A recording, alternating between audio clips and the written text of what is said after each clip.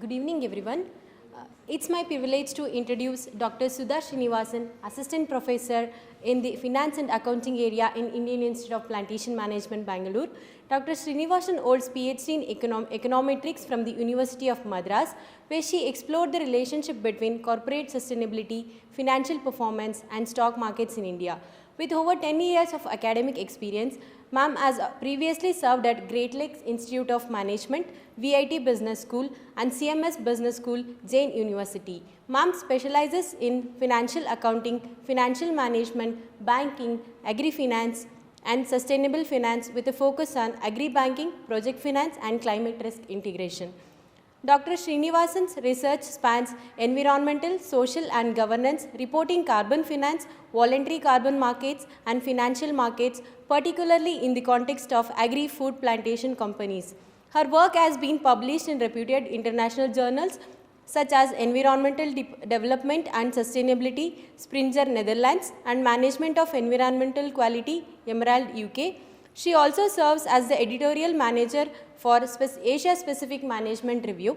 She has been actively involved in industry research, co-leading a project titled Evaluation of Export-Oriented Development Programs of Spices Board of India, and has obtained certifications from IIM Bangalore, IIM Calcutta in banking, financial markets and empirical accounting and finance. At IIPM Bangalore, ma'am teaches financial management, banking, project finance for various postgraduate programs including agribusiness and plantation management, food business management and agri-export management. With her deep expertise in finance and sustainability, Dr. Srinivasan continues to contribute significantly to both academic and industry. We are honored to have her with us today. Welcome you, ma'am. Good evening, one and all. It's a proud privilege for me here to present on this pertinent topic, carbon market, opportunities for tea industry stakeholders. As we all are aware already that India is on its pathway towards becoming a USD $10 trillion economy, and all the industry sectors including agriculture and all other sectors are going to contribute towards this goal. Nevertheless, this contribution has to come from the industries in a sustainable manner. So this is where market-based mechanisms like carbon market are going to facilitate in bringing about a sustainable development. So I am here to present to you on carbon markets, opportunities for tea industry stakeholders. I would be making my presentation for half an hour, followed by the Q&A for about 15 minutes. Is my screen visible to everyone? So is my screen visible to everyone? Okay, so we are all hearing every now and then about lots of issues, like some economies having inflation, somewhere there is war, there is a political unrest, there are human rights issues, but we are all enveloped and blanketed by one common issue, which is a burning issue, which is nothing but the climate change issue.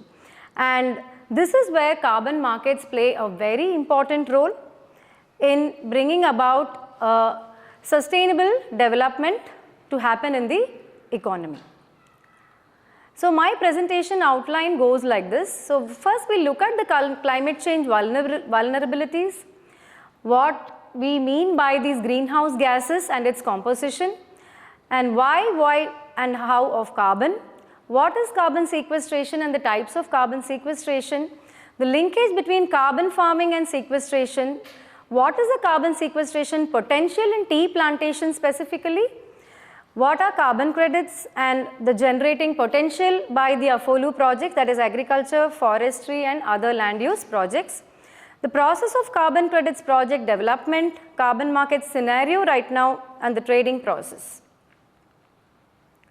So we all know that climate change is a burning issue and it is a common issue across all economies, and which is why we hear and also witness lots of issues like heat waves, droughts, floods, wildfires. In fact, there is a spillover effect of climate change issue over other issues in other economies also.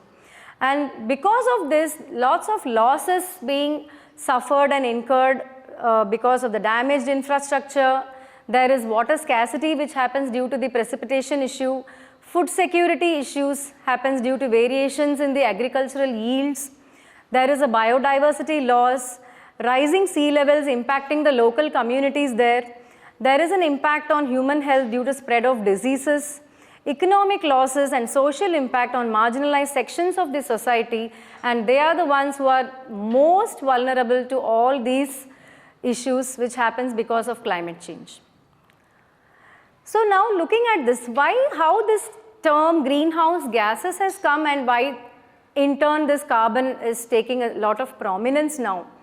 It has emerged from this concept called as the greenhouse effect, where you can see that the greenhouse gases, the methane, carbon dioxide, chlorofluorocarbons and nitrous oxide, they actually trap the heat above the Earth's atmosphere, leading to the warming.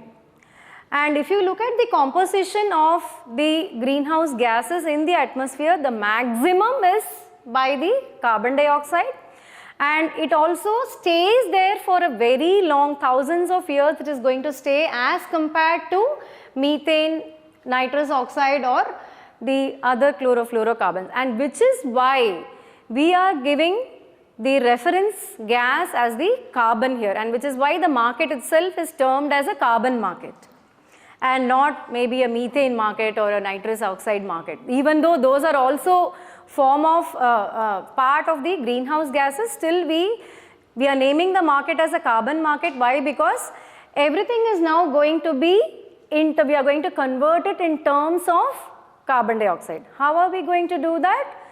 There is a methodology. Okay, so we all know that this global warming is the major issue, and the first thing was in 1997, the Kyoto Protocol of the UN Framework Convention for Climate Change, UNFCCC. They came up with that was the first international agreement which was agreed that yes, we will have to come up with initiatives so that the temperature is kept below 1.5 degrees Celsius. And later on again there was also this Paris Agreement also was formulated in 2015, which ratified whatever was formulated in the Kyoto Protocol. And as you can see here, as we have been taking initiatives, but still it is not enough, which is very evident there. The World Meteorological Organization has confirmed that 2024 is the warmest year on record at about 1.55 degrees C above the pre-industrial level. Based on 6 international data sets, this research has been undertaken by WMO, and they have confirmed that it has been the warmest year, which means that whatever initiatives still now taken by these treaties, international treaties, is still not working on the ground. And the 3 main greenhouse gases, the carbon dioxide, the methane as well as the nitrous oxide, we are going to convert that into carbon while doing the carbon credit trading. And how they are going to be done? It is the global warming, based on their global warming potential, that is going to be converted. So carbon dioxide, since it is acting as the reference gas, the global warming potential is going to be 1. And for methane, it is estimated to be in the range of 27 to 30 for about 100 years. And for nitrous oxide, around 273 for 100 years, that is going to be the global warming potential. And the million metric ton of carbon dioxide equivalent, so that is going to be the conversion that everybody is going to do, because a project may be emitting methane and you are coming up with an innovative idea in a project where there is going to be avoidance of this methane, then we will have to go for the conversion. So how much ever methane gas you are avoiding through that project, we will be converting it into the million metric tons of that gas into the global warming potential of the gas. Thereby we arrive at a common metric, that is the carbon. So looking at the major sectors contributing to the emissions as per the US Environmental Protection Agency, we find that majorly it is the power, transportation, power, industry you can see there, and agriculture about 10 to 12%. So now the latest report, they say it is 12. So it can, there's a range that is given. So agriculture on an average contributes about 10 to 12% to this carbon dioxide emissions. And the LULUCF, that is the land use change and forestry is another part of it, and that can either act as a carbon sink also, or it can also emit the carbon dioxide. So both ways there are activities under LULUCF, and in 2022 because of lots of good management practices in forestry and other things, US was able to evidence the LULUCF sector was able to actually remove carbon, or rather sequester carbon. So you can see that the net CO2 removed from the atmosphere from this LULUCF sector was 13% of the total US greenhouse gas emissions. So it can act as a sink, or it can also act as a emitter also. So both ways, because you find that the stock, cattle, all that, they are the major emitters of methane, right? So through good management practices, agroforestry management practices, it can even act as a sink. So if you look at the EU Commission's data on this, you can also see that if you look at the various sectors, here again you see the power industry. So that is energy, right? So energy that is required for power industry, that is the major, it has been on the increasing trend. And coming to the next category, that is industrial combustion, that is also a major contributor to the greenhouse gas emissions, followed by transport, and of course then you have the waste also is emitting carbon dioxide, so thereby waste management is also catching up like anything. Then you have, of course, here agriculture has increased only by 20%. So this is as per the EU Commission's report. Now what is this? See, when it comes to agriculture, the major advantage is that through the plantations it acts as a carbon sink, where the carbon can be sequestered in the plantation. So what is the sequestration? It's a process of capturing and storing atmospheric carbon dioxide, thereby reducing the CO2 in the atmosphere. Thereby we are able to contribute to the goal of global climate change. And it can take the form of geologic or biologic. So geologic sequestration is the process of storing the carbon dioxide in the underground geologic formations, like your rocks and other things which are below the soil. And biologic sequestration is the natural ability of the life and ecosystems to store the carbon.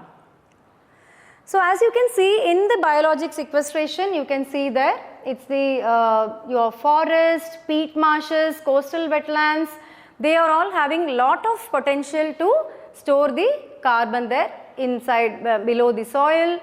And when it comes to the there is also another term called as the blue carbon, where you find that the oceans, so basically the oceans and other coastal wetland ecosystems, their potential to sequester carbon is also high. And when it comes to the land, it is the forest, majorly it is the forest, where you have the trees, bark, the tissues and the root systems, they are going to store a lot of carbon. So when it is coming to the storage, so when you take, just one sample example we have taken. So in a forest, if you see that how the distribution of the carbon storage goes, so majorly it is the soil organic matter, SOC, the soil organic carbon it is called as, so that forms 45%. Then your above ground biomass it is called as, that is your trunk, branches and all, there 40% of the carbon is stored. Then of course your tree roots and all those 13% is stored there, and woody debris and other litter and all that around 1% it is. That is how the distribution is there in when it comes to the carbon storage. So now therefore, when it comes to plantations, the carbon pool will differ from one plantation to other plantation. Like for example, coffee if you take, they are it's typically agroforestry system that is followed in coffee, where you will have more trees in the plantation, so your above ground storage of the carbon will be more or maybe equal, we can say, as compared to the below ground carbon. But in the case of tea, since we are more focused on tea today, it will be more of the soil amendments, which kind of projects that you will have to take up so that you can earn the carbon credits. So these are nothing but on-farm practices designed to take carbon out of the air and store it in the soils and in the plant material. So this can be in the form of compost or a biochar, conservation tillage, agroforestry, or whole orchard recycling, cover crops.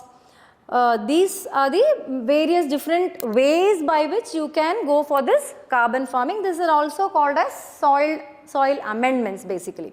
So they help improve the soil quality also, it increases the soil fertility also, at the same time it sequesters the carbon.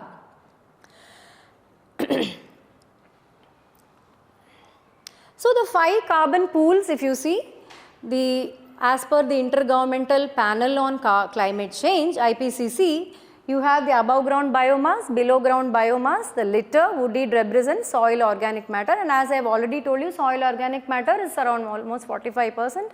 The above ground mass depends upon the plantation what it is, whether it may be less also, it may be more also, but soil organic matter definitely is something which is common across the plantations. And it is estimated that about 86% of the terrestrial above ground carbon and 73% of the earth's soil carbon are stored in the forest. So carbon pools of this LULUCF project, land use change and forestry, if you see, they are distributed like this, like you have live biomass, dead biomass, soil and wood products, and based on the project type, what is the project you are coming up with, accordingly they will say, you can see that they have given either a yes or measurement required, or it could be a no, it's not at all relevant to that particular project. So if you look at plantations especially, the sequestration of carbon, yes, we can take the carbon pool live tree, yes it is there, and you have the wood products, yes it is there, and sometimes yes, energy plantations, if you say energy plantations and all, you may also have, there is a yes for the soil also, which is why I said soil amendments kind of projects also attract lot of carbon credits. Okay, so coming to tea, right. So some literatures I have reviewed where they have said that, as for example Kalita et al. So they have assessed the soil organic carbon stock under the tree agroforestry system in Barak Valley in northeast India, and they have evidence that around 65% of the soil organic content occurred in the 0 to 50 centimeter soil layer itself, and for the rest 35%, and therefore healthy management of tea plantations to a higher age can be considered a beneficial approach to store a sizable amount of this soil organic carbon, thereby providing environmental services also coupled with the economic gain. So the age of the plantation is one important variable here while we are going to consider the carbon sequestration potential. And similarly, there was another study like by Subramanian 2017, he has also told that, documented that the sequestration potential of tea varies between the clones, the seedlings as well as the age factor. So common we can find that age is a very important variable there when it comes to the sequestration potential of the tea plantations. And you can see the carbon content of the foliage and roots of the seedlings was much higher than that of the clonal plants of the tea. When it comes to agricultural activities, yes, it is out.